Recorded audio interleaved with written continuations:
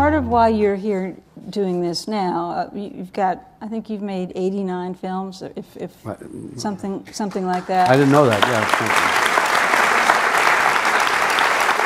One of the things you did to make an indelible impression as a young actor was to gain a tremendous amount of weight for Raging Bull.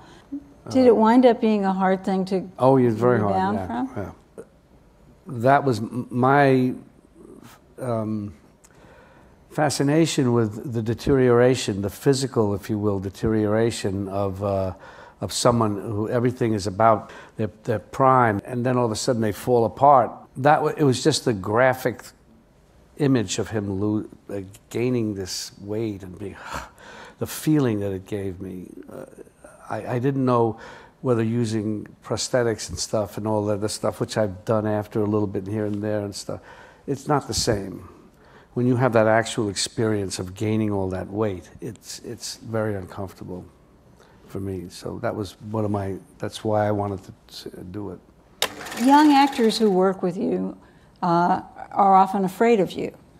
And it takes them a while they've said it takes them a while. Bradley Cooper said it took a while to get to the point where he could calm down and relax, and then everything was fine. No, I mean, it goes away very quickly, I think, because you got to just get on with the work and not get into that. Do you understand why people are afraid of you?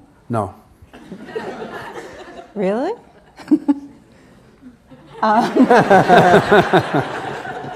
I do. Nobody ever says that young actors co-star in a scene with you. They always use the words "hold his own" in a scene with you, because there really is a danger of just being blown off the screen. You know, the whole thing is, if the other person isn't, it's even like, I used to hear, I don't know where I heard some actors saying, you blow them off the screen, you do that, and not me, but they'll talk about somebody else. You, I think. But you don't. These are actors talking about in a competitive sense, and you're not in a competitive situation with another actor. The better they are, the better you are, and that's something I've never understood when somebody even thinks that way and talks that way. Mm-hmm. That's the bottom line. You always have to have great people. The better they are, the better you are, period.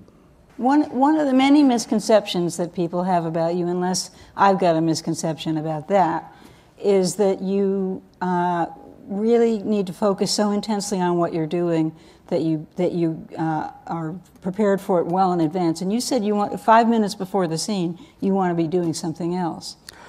Yeah, I mean, sometimes I think it's very important to be ready to do it, even very important with the dialogue, so that you're not thinking about it and you're just prepared, and so that I can take my mind and do something else totally. If you're so intent on doing that, it gets in the way of when you're actually there in the moment. I have to make it sound so, but it's true. So it's good sometimes to, other actors do this, they'll joke around on the set after and stuff like, or during, before, to take your mind off it. And then when you do it, that's okay. It kind of frees you in a way.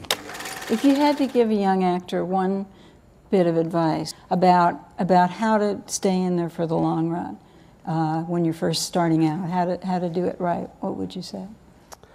Well, I wouldn't say that. I'd just say if you're lucky if you're working all the time and being asked, and then it's a matter of what you do with what you have. And I mean, personally, I always try to listen, because maybe I'm not getting something. I always try and take everybody's, because it's important to listen to everyone, as many people as you can, and get their input. But then finally, you have to make your own decision about what you're going to do, and that's it. That's what you feel, and that's it. And that's the most important thing. I think the most important thing, because that's where the uniqueness comes in. Because it's you've done it, it's your thing. It's not anybody else's, it's your choice.